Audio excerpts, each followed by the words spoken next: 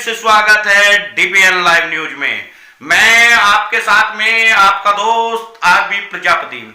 आज एक बार फिर हम समाज की कुरीतियों के बारे में और समाज के एकीकरण की बात करेंगे। समाज से कुरीतियों को कैसे खत्म किया जाए और समाज का एकीकरण कैसे किया जाए, प्रजापति समाज को एक झंडे के नीचे कैसे लाया जाए, यह कायवाद अब शुरू हो गया है। समाज के विभिन्न जो संगठन चला रहे हैं उन अध्यक्षों को बार बार कहा जा रहा है कि एक ऐसी मीटिंग का आयोजन किया जाए, चाहे वो मेरठ में हो या फिर बुलंदशहर में हो या फिर आपके सहारनपुर या मुजफ्फरनगर या मेरठ या लखनऊ, कहीं भी उसमें तमाम संगठनों को एकजुट किया जाए और एकजुटता के साथ में एक संयुक्त मोर्चा बनाया जाए जो समाज पर होने वाले अत्याचारों को खत्म कर सके। इसमें आपकी राय बहुत जरूरी है। यदि आप इस पर अपने कमेंट बॉक्स में कमेंट देंगे और अपनी राय देंगे और समाज के लोगों को यह बताने की कोशिश करेंगे तो यह जरूरी है। आज समाज के संगठनों का वर्चस्व बिल्कुल पूरी तरह से खत्म हो गया है। आज राजनीतिक लोग जो राज सत्ता में बैठे हैं आज समाज के उन अध्यक्षों को भागीदारी नहीं दे रहे हैं। आपने देखा होगा उत्तर प्रदेश में प्रजापति समाज का एक जनप्रतिनिधि सम्मेलन बुलाया गया। क्या उसमें प्रजापति समाज के अध्यक्षों को मंच पर बैठाया गया? क्या उसमें महासंघ के लोगों को मंच पर बैठाया गया? राष्ट्रीय प्रजापति महासंघ के लोगों को बैठाया गया? भारतीय प्रजापति महासंघ के लोगों को बैठाया गया? दक्ष प्रजापति सेवा समिति के लोगों को बैठाया गया? आप देखिए क्या बीपीएचओ के लोगों को बैठाया गया?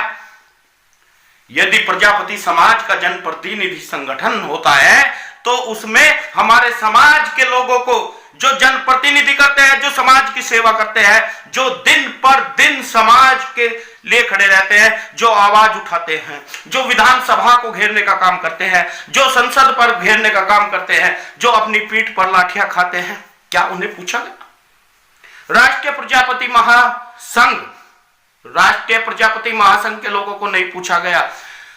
अखिल भारतीय प्रजापति कुंभकार महासंघ के लोगों को नहीं पूछा गया तो काहे का जनप्रतिनिधि सम्मेलन? इसका मतलब यह है कि प्रजापति समाज के तमाम संगठनों में पटाक्षेप है और वे तमाम संगठन बिखरे हुए हैं। वे अपने आप को दिखाने की कोशिश में उन नेताओं को वर्चस्व देते हैं, उनको टोपी और माला पहनाने का काम करते हैं जो आपकी बात सुनने को तैयार नहीं। वे आपको छोटा समझते हैं जबकि आप ही उन्हें बनाते हैं। तमाम पार्टियां एक हो सकती है, दूसरी पार्टी का नेता दूसरी पार्टी में जा सकता है और समाज के नेता हमेशा हमारे समाज के जितने भी संगठन है उनको माला पहनाता है, मंच देता है, उनके लिए बड़े बड़े आयोजन करता है, उनका आदर और सत्कार करता है। फिर भी हमारे समाज के जो संगठन है जो चलते हैं, जो उन्हें आदर मिलना चाहिए, जो उन्हें को सत्कार मिलना चाहिए, वो सत्कार उन्हें नहीं देते क्योंकि जनप्रतिनिधि अपने आप को बड़ा समझते हैं और समाज के तमाम संगठनों को छोटा समझते हैं। यही कारण है कि समाज के प्रतिनिधि जो समाज में राजनीतिक प्रतिनिधित्व करते हैं वे समाज के संगठनों को छोटा समझते हैं। हालांकि किसी भी संगठन का हाथ होता है उसके वर्चस्व बढ़ाने में।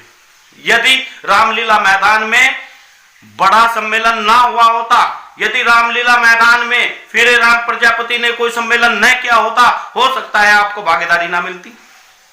यदि दिल्ली में नड्डा ने सम्मेलन में न आया होता, हो सकता है आपको राज्यसभा का सांसद ना मिलता। अगर फेसबुक सोशल मीडिया पर आपकी खबरें ना चलती तो हो सकता है आपका वजूद ना होता।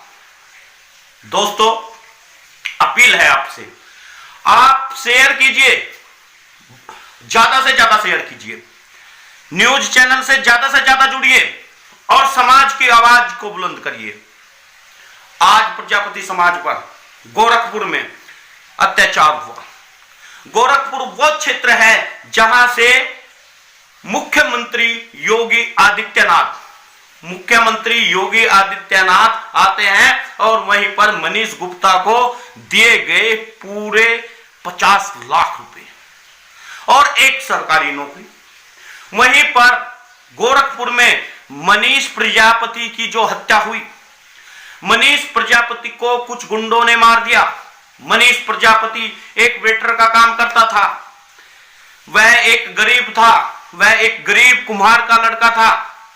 उसको कुछ भी नहीं मिला, यहां तक कि उसको इंसाफ और न्याय के लिए उसकी आवाज को दफन कर दिया गया। किस बात को हम कर रहे हैं? कौन से हिंदुत्व की बात हम कर रहे हैं? उस हिंदुत्व में जहां हिंदू का गला हिंदू काट रहा है, उस हिंदुत्व की बात कर रहे हैं। आपको एक नहीं लाखों उदाहरण मैं दिखा देता हूं। आपने देखा होगा रुपेश प्रजापति को लखनऊ जेल में मारा गया। वह लखनऊ जो इस प्रदेश की राजधानी है, जिसकी आवाज सुर्खियों में बट जाती है, वो लखनऊ जहां जन क्रांति होती है, वह लखनऊ जहां पर बड़े बड़े मिनिस्टर उत्तर प्रदेश के बैठते हैं, वह लखनऊ जहां सचिवालय है, वह लखनऊ जहां की आवाज देश में गूंजती है, जहां विधानसभा में हमारे विधायक जोर शोर से आवाज उठाते हैं, उसी लखनऊ में रुपेश प्रजापति की हत्या हुई। वो भी एक जेल में, वो भी एक संरक्षण में, और उसे दे दिया गया आत्महत्या का नाम। कितना आसान काम है, क्योंकि वो एक कुम्हार का बेटा था, एक प्रजापति का बेटा था, और उसकी आवाज उठाने वाला कोई नहीं। आज हम अपना नेतृत्व कर रहे हैं, अपने घर को भरने पर लगे हुए हैं, अपनी ग्रोथ चाहते हैं, लेकिन क्या उस बेटे की आवाज उठनी नहीं चाहिए थी? उसकी आवाज लोकसभा में नहीं उठनी चाहिए थी, विधानसभा में नहीं उठनी चाहिए थी कि आखिर रुपेश प्रजापति को मारा कैसे? कन्हैया प्रजापति वाराणसी के रहने वाले थे, वही वाराणसी जहां से प्रधानमंत्री नरेंद्र मोदी चुनाव लड़ते हैं, जहां पर तमाम मीडिया के कैमरे लगे हुए होते हैं, जहां पर एक गड्ढा भी मीडिया दिखाती है कि यह प्रधानमंत्री नरेंद्र मोदी का क्षेत्र है। उसी में कन्हैया प्रजापति को कुछ दबंग लोगों ने मार दिया, उसे पीट दिया, उसको जान से मार दिया, लेकिन उसकी आवाज घुट कर रह जाती है, बंद होकर रह जाती है, लेकिन हम कुछ नहीं कर पाते। इसका मतलब यह है कि हम खंडों में बटे हुए हैं, हमारे संगठन विभिन्न खंडों में बटे हुए हैं। जब तक ये संगठन एक नहीं होंगे, तब तक ऐसे ही अत्याचार होता रहेगा, और इस अत्याचार के जिम्मेदार खुद आप हैं, खुद आप हैं इसके जिम्मेदार, और कोई नहीं है।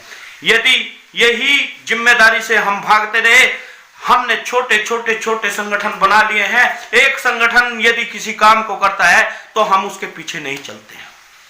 आपने देखा होगा सतवीर प्रजापति गए विधानसभा में चुनाव, जब विधानसभा को घेरने के लिए गए तो उनके पास कुछ एक लोग गए, जबकि काफी दिनों से यह शोर मच रहा था कि विधानसभा का घेराव किया जाए। आखिर क्यों नहीं गए? क्योंकि हम खंडों में विभाजित हैं। हमारे लोग नहीं चाहते थे कि यह घिराव हो, उन्होंने अपने ही लोगों को घेरा था। क्यों नहीं गए वहां राष्ट्रीय प्रजापति महासंघ के लोग?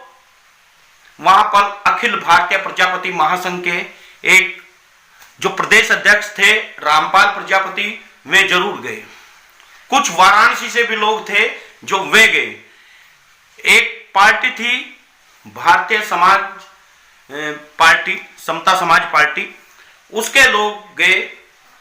इन लोगों ने वहां पर घिराव करने की कोशिश की, जिसमें उन्हें पकड़कर बंद कर दिया गया इको गार्डन में।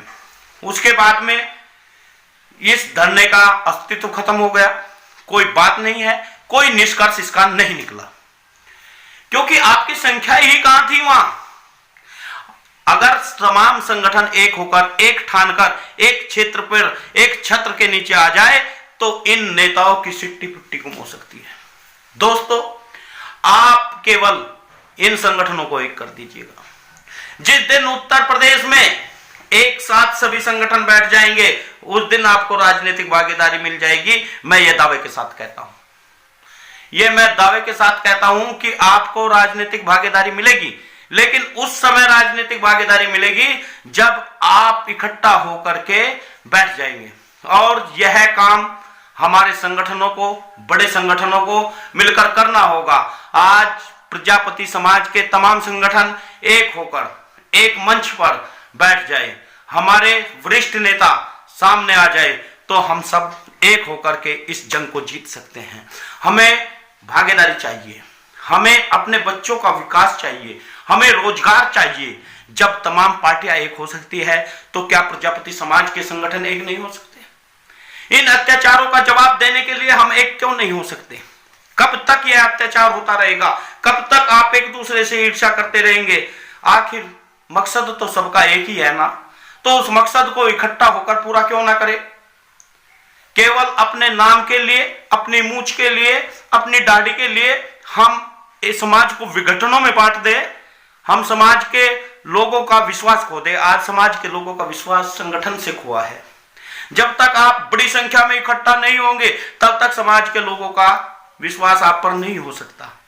आप कितने भी आंदोलन कर ले, आप कितने भी भाग ले, आप कितने भी दौड़ ले, कितने भी सोशल मीडिया पर अपनी चहलकदमी कर ले, जब तक आपके पास में संख्या बल नहीं होगा तब तक आपकी सुनने वाला कोई नहीं होगा।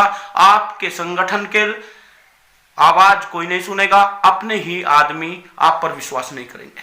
मैं दावे से कहता हूं, सभी मित्रों से निवेदन है, यदि आप वीडियो को देख रहे हैं तो वीडियो को शेयर जरूर करिएगा, और वीडियो को शेयर करने के बाद में जिसके पास शेयर करना है उसे सब्सक्राइब करने को भी बोलिएगा, ताकि समाज की आवाज बुलंद हो सके, समाज की आवाज चारों दिशाओं में चलायमान हो सके। इसलिए मित्रों, निवेदन है आपसे, वीडियो को शेयर कीजिए और न्यूज चैनल को सब्सक्राइब करिए, और बहुमत प्रदान करने के लिए लाइक का बटन जरूर दबाएं।